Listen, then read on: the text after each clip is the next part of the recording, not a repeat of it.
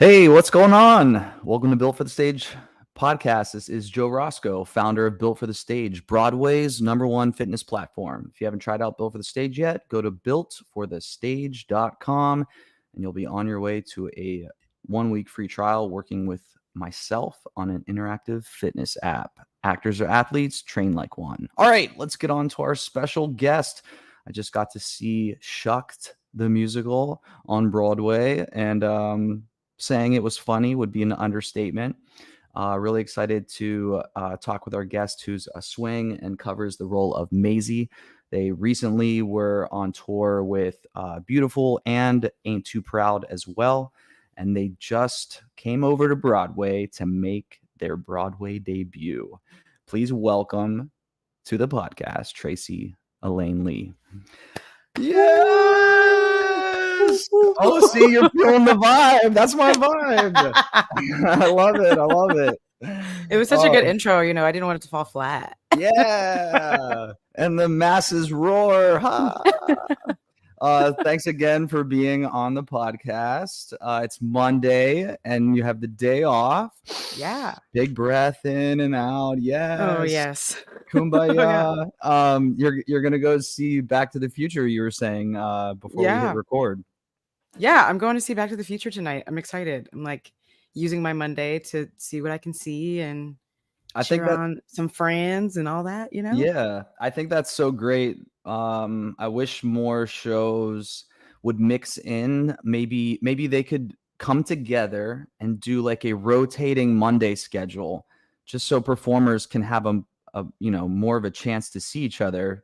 It's crazy. I talked to some of my friends. They've been on Broadway for like ever, and I'm like, oh yeah, like what shows have you seen? They're like, honestly, I really haven't seen much of anything. Right, because you can't get away. It's like, do you like take the personal day? And then of course, as a swing, it's like, do you take the personal day? Because then like what I call Armageddon will happen. It's like everyone's down and now you're out of the building, chaos. Right.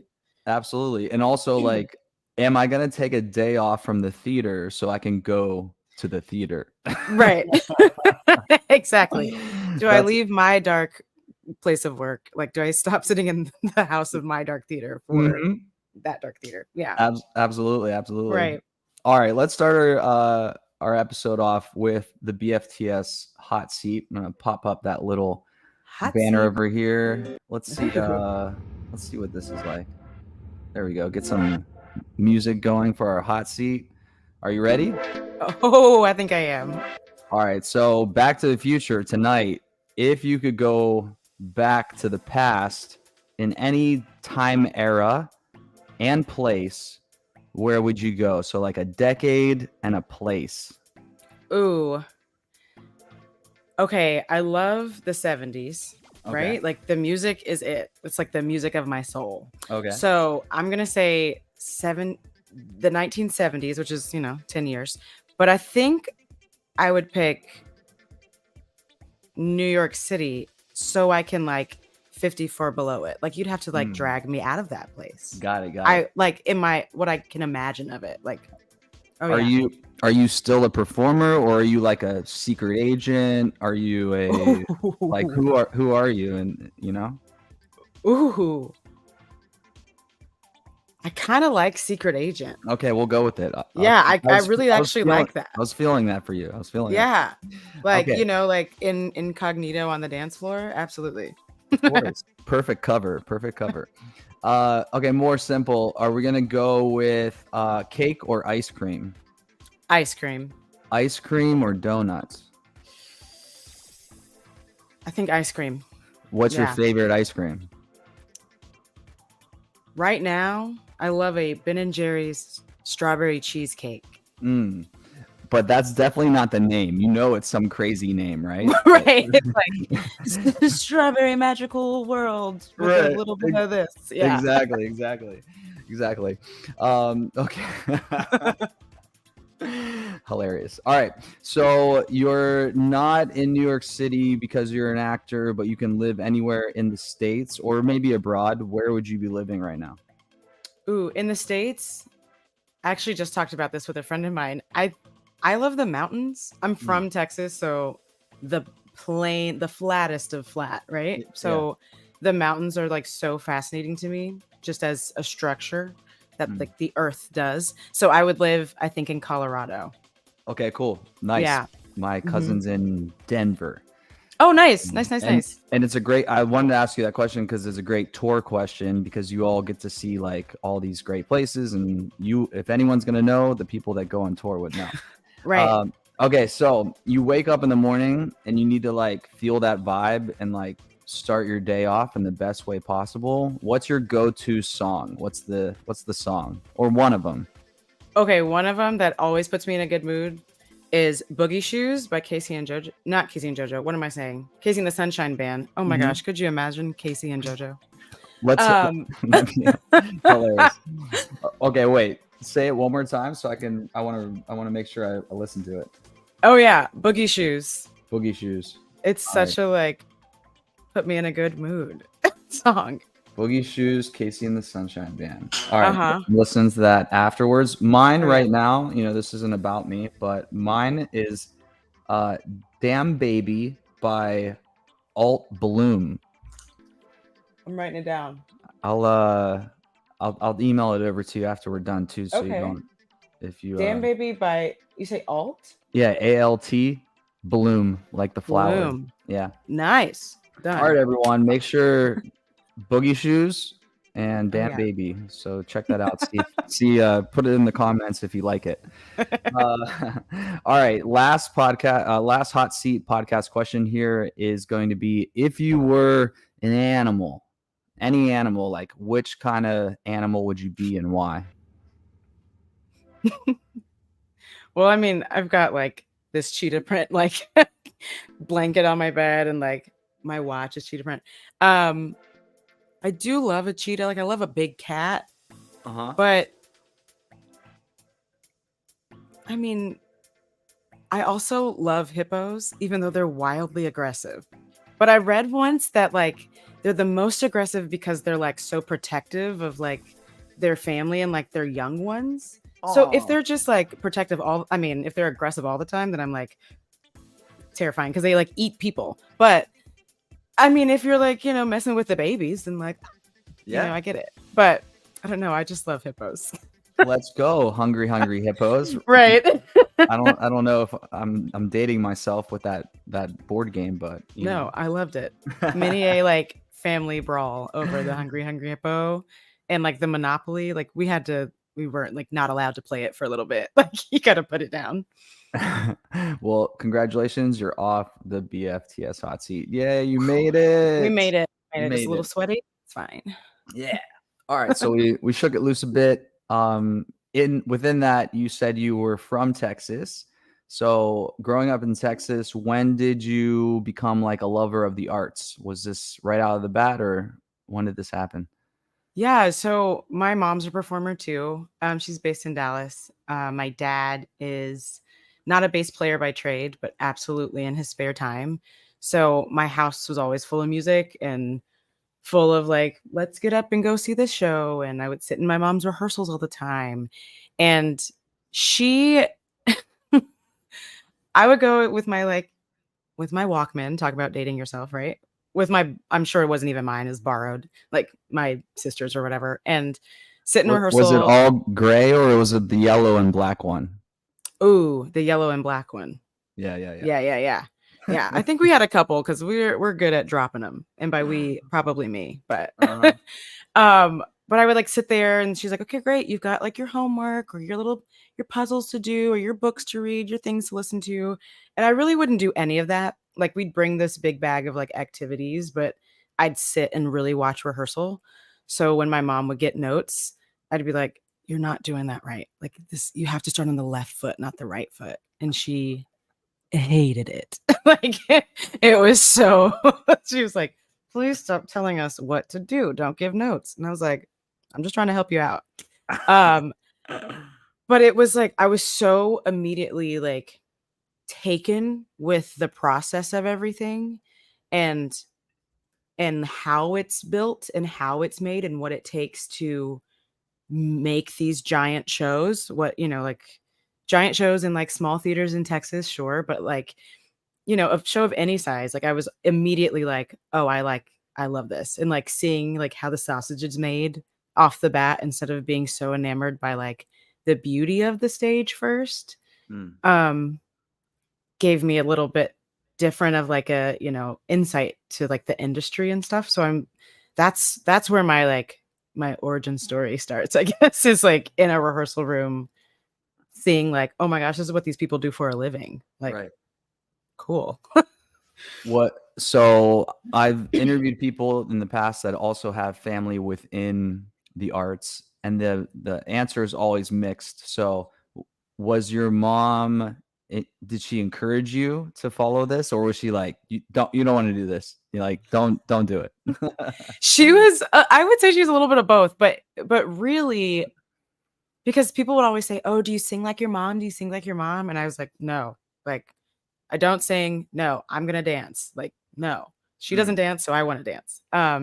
So they put me in dance classes, and I stayed in them for a little bit. I ended up like dancing on like spirit teams and like dance teams in high school and stuff. So I had less like formal training in that respect. But my mom, when I decided like, hey, I think I really kind of want to do more of this, like more theater things and do these summer theater camps and things like that. She was like, great. If you're going to do it, you're going to learn all of it. So for every show that she did at this specific theater in Dallas, I ran crew. So she was like, "You're gonna understand what it is to run around backstage in your all blacks. You're gonna carry the hampers. You're gonna do the quick changes. You're gonna pull the sets on and off. You're gonna do this. You're gonna do that. You're gonna understand how to reset a mic pack. Like, what? Literally, like whatever the crew needed in that show. They're like, Traci can do it. Traci can do it. They like threw me $100, and they're like, "Yep, she's fine." Because yeah. I think that kind of started around when my older sister's 9 years older than me, so she had gone off to school and they were like, "Look, my dad was playing bass in the show. My mom was in the show, and they were convinced I was gonna burn the house down. So Mm, they had to find a job for me somewhere." mm-hmm. Um, so yeah, my to answer your question, my mom was like, "If you're gonna do this, you're gonna love or at least have a great respect for everything that goes into it before you like feel the warmth of the lights on stage." Yeah. So I've anyone who knows me, especially in a work capacity, knows I really ride for my crew because I'm like, I get it. I get it. Yeah. Yeah. Yeah. Yeah. Even a small glimpse of it, it's just I just have that respect just built in. Very cool. And Yeah. then you go to school in Texas, or where did you go to study? I did. I went to school in Texas. If I stayed in Texas, I didn't have to pay tuition. It was free. Because my God, God bless. right. My parents did this thing called the Texas Tomorrow Fund. I'm sure it's a different name now. Like for sure I know. I just am too old. But it basically they paid into it and I could go for free, whatever. So I actually did 2 years at a community college, which I freaking loved. And I did not think I would love because you leave school and you're like, I want to go to this big school and like this college life seems so glamorous, Yeah. question mark. But I did 2 years at a community college, which gave me so much. I I hold them very close to my heart. And then I transferred to a school a little bit south of Dallas, 3 hours south, in an hour north of Houston, called Sam Houston State University. I did Mm, 2 years there. nice. Yeah. Yeah. Awesome. I saw that in your bio online. I wanted to bring it up because I always like to encourage the younger folks out there of like, hey, talent's talent, and wherever you're training and what you do with that training afterwards is really what it's all about. So once you graduated, how did you keep that the skills you acquired in school going to pursue what now has been your Broadway debut? Yeah. I mean, I think that I want to like, yes, and your, talent is talent, but honing it is also so important too. And Yeah. honing it in whatever arena that you can. Like, college unfortunately is expensive and it's ridiculous. And sometimes people's families aren't so supportive of going to study theater, or study the arts or things like that. So even if that is a community college with a great working staff, you're going to get a lot out of it. Back to your question. I'm Mhm. queen of a tangent, so like keep No. me on the train tracks. Yeah, yeah, yeah. um, but I guess how did I keep those skills up, the things that I learned in Yeah, school? Is that the better way that I should have asked it if I was a more skilled interviewer would be, you know, the 4 years at school is just the beginning. And I think so oftentimes when people go to New York and get caught up in the busyness of the survival job, the audition circuit, all of that, they kind of lose touch with, oh, I need to keep progressing in my craft while managing all the other things that are going on in life.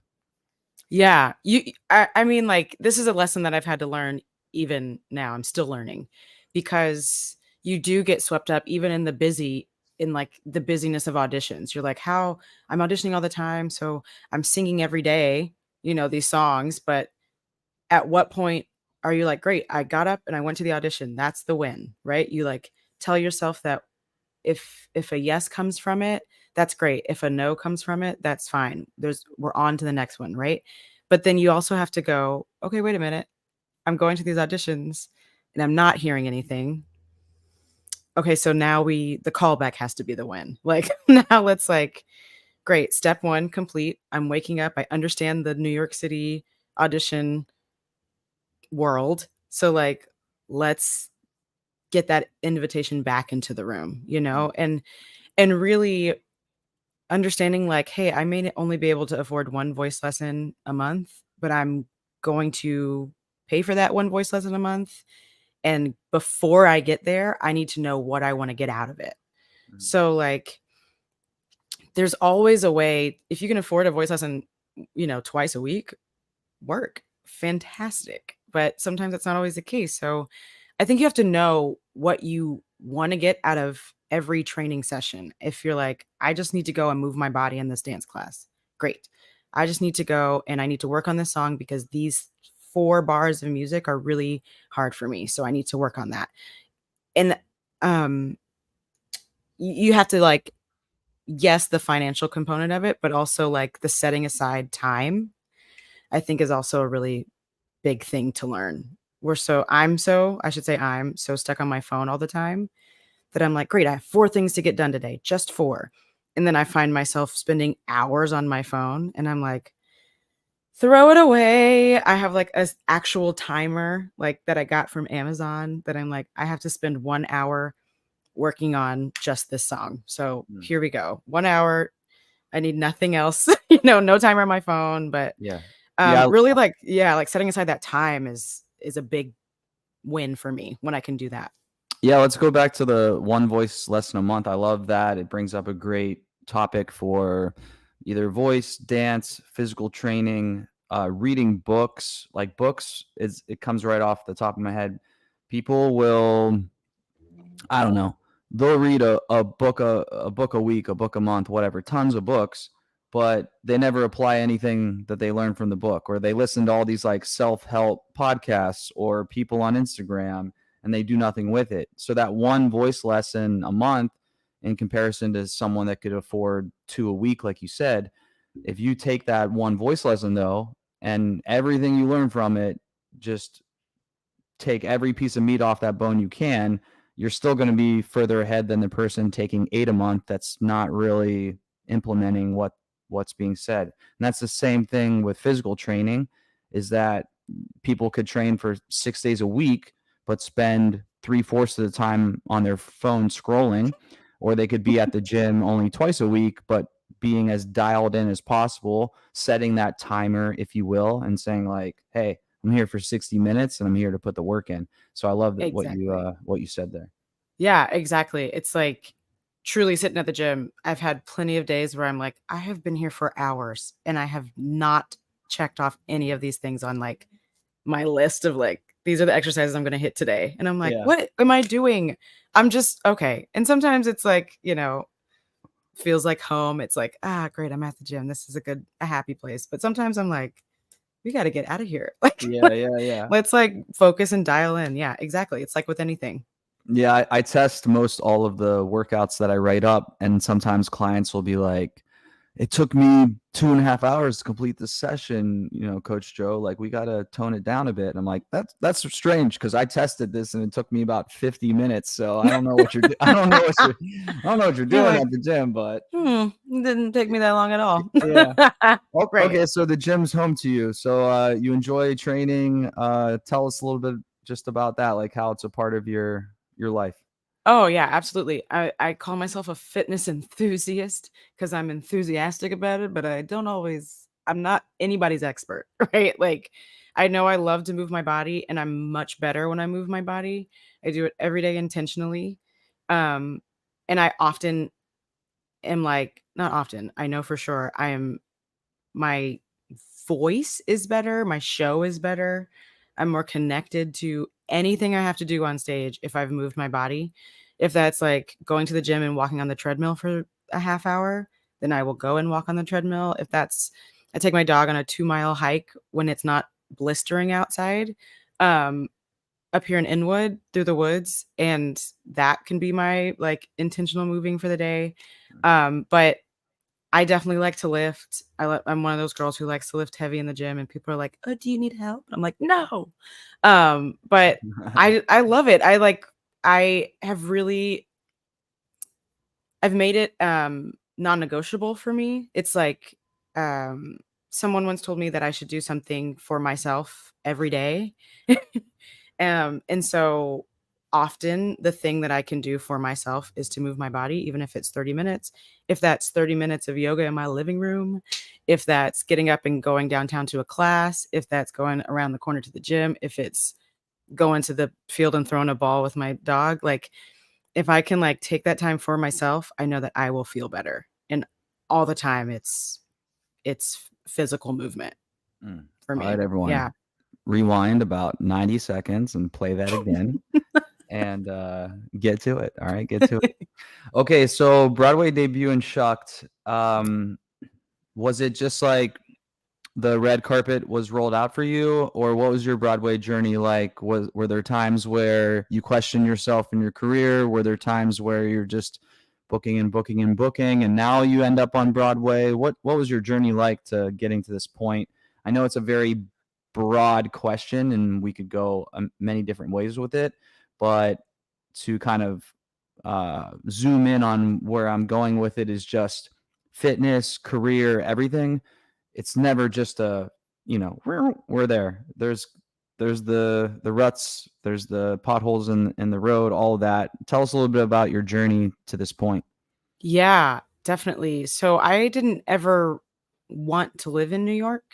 Um, it was always a place that existed, but it was never like, I gotta graduate and get to New York and get to Broadway. I watched my mom my entire life be a performer and be so fulfilled and filled by the community in Dallas. Dallas is a great theater community.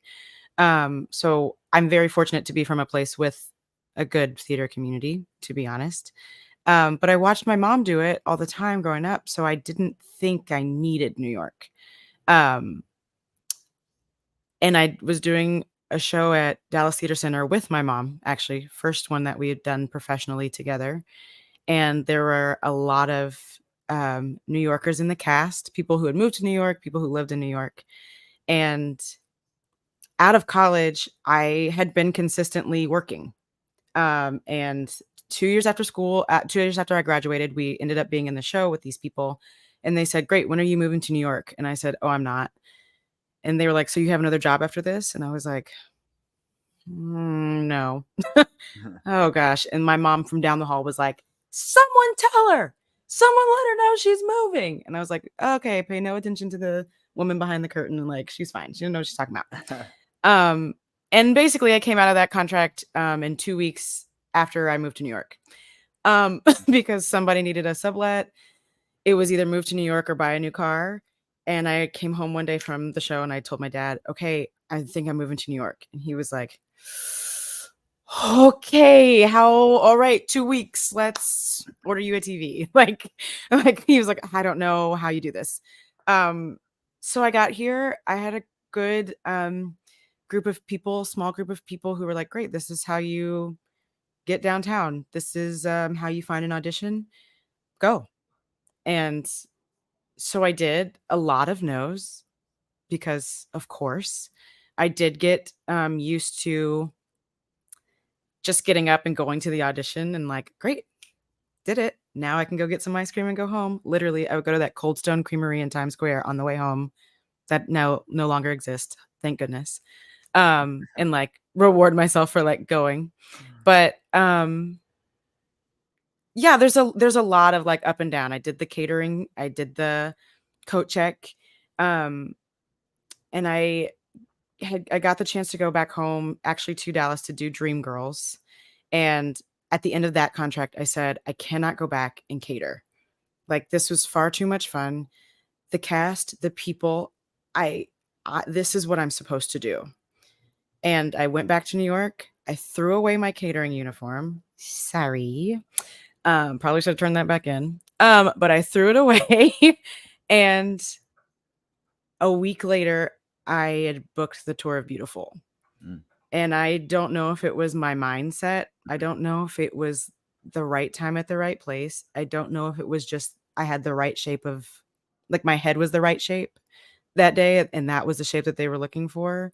But I think all of these things come into play. But I think Yeah. really changing my mindset of like, this is what I have to do. So I did that for 2 years. I did Ain't Too Proud for a year and some change. And I actually was on a layoff week. I'd come back to the city on Ain't Too Proud, and we were putting in 9 people, and I was the assistant dance captain. Our dance captain was going to go be the associate in London, so he was rehearsing people on our layoff. I was rehearsing the 9 new people coming in, and I got an in-person call for a swing for Shucked. My agent was like, "This is weird. We didn't submit you for this, but do you want to go in?" I was like, "I'll be in town, so might as well." He's like, "Great." So I went in and I was like, "Okay, this show is about corn. Um, what? Okay, like either this is what they're looking for or it's not."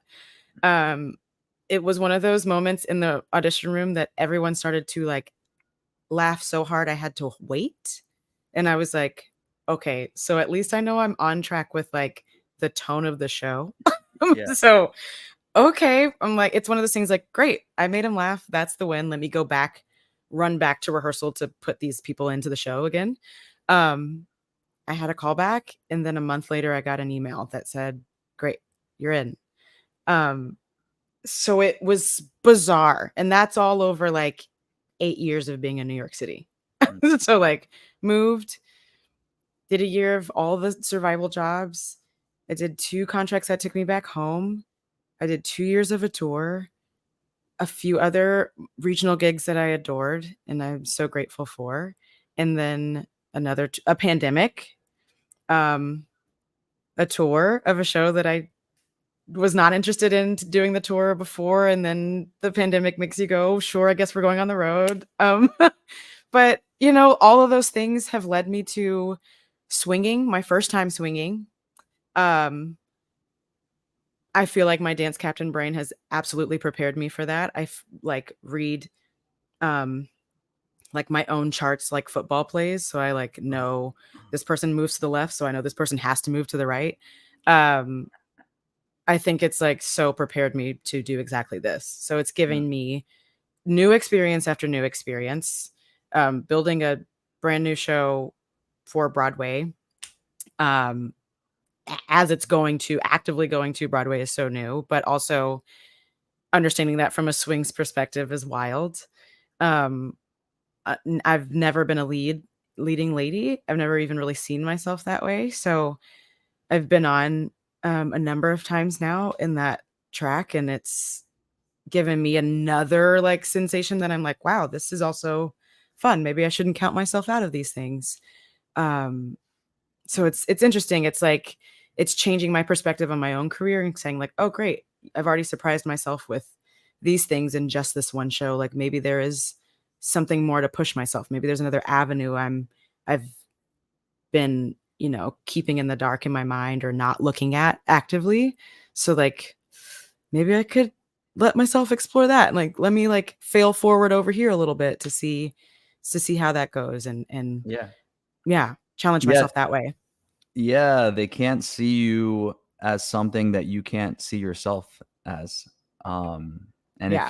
if you don't, or whatever, fitness, you don't think you can accomplish something, you're not gonna accomplish it. So I Easy, yeah, easy. Yeah. And it's like the consistency of like that thought is so important. Like the consistency of like, oh, I really want to be this strong or look this way or build my confidence in the gym. It's like, well, the only way you're going to do that is to be consistent. And if that mm, consistency of how you talk to yourself, consistency of how you talk to yourself and how you show up for yourself mm, and how you allow yourself to take up space in these audition rooms, these theaters, these rehearsal spaces and allow yourself to fully explore the gamut of your talent is the only way you're going to see yourself in those arenas.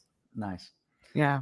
As we wrap this up, if you have any off the top of your head, what are a few of your favorite one-liners from the show? I was just amazed at like it's just one after the other and one and they weren't like forced or out of place. They just like pop up seamlessly and you're like, "Wait, did they just say what I think they just said?" Oh my gosh. Yes. It's like Robert Horn's mind is so incredible. And to think that only a fraction of them made it on stage is insane. I they try to tell us not to or not try to. They tell us not to give away all the jokes in the show. But like one of them that didn't make it that makes me laugh. I hope it's like funny. But if you've seen Peanut is a character in our show and has the bulk of the one-liners and it's great. Stops the show with laughter nightly. And played by the brilliant Kevin Cahoon. And Kevin said this line in rehearsal once. Um, he says, if you've seen a shopping center, you've seen them all. Like you've seen them all. And Mhm, that mhm. like it's like things like that that make you go like, oh my God. Like Right, right, right. like make you want to roll your eyes and like you really don't want to laugh, but you're like, you have to. It's just so ridiculous. You Like know what I just put together that I'm sure the brilliance of the writer, mhm. I just thought when you said that, I was like, "That's so corny," and the show is about corn. Oh yeah. It had to have been intentional, like, "Hey, this show's about corn, so the comedic vibe is going to be corny." Oh, yeah, and it's like, you gotta jump on the train from the beginning, Oh, like yeah, the audience was just they were there with you. They were yeah, when I went, it was we were laughing our right, face it's like off. yeah, if you're coming for, like, the super deep, Oh, deep no. storyline, that's wonderful, but we really need you to come to laugh Right, yeah, because this we've got that in, like, no short supply, like, we have got the ridiculous, silly one-liners and all the jokes you could possibly ever need. yeah. Yeah. All right, Tracy, Elaine Lee, thanks for the laughs. Thanks for the inspiration as well. I was taking notes as we were speaking, the timestamps there. So hopefully all those little golden bits that were in this podcast, you all will rewind and listen to again and again because those are the affirmations you need to be the special person that you are. So Tracy, appreciate you. Thanks for being on the podcast. Thanks for having me. I'm such a fan. I'm such like I've been a Oh, follower for a long time and it's so cool to be here. So thanks for letting me be a little join the team, be a little part of the team for a yeah, little bit. So yeah, it's absolutely. All great. right. Congratulations on everything. Enjoy your Monday and enjoy Back to the Future. Thanks. I will. I will. All right, Tracy Elaine Lee from Shucked the Musical. Make sure you check Tracy out on the gram. We're going to put that in the description of this episode. And you can just click on that. Make sure to give her a follow. And yeah, I'm Joe Roscoe with Built for the Stage. Actors or athletes. Train like one. Later.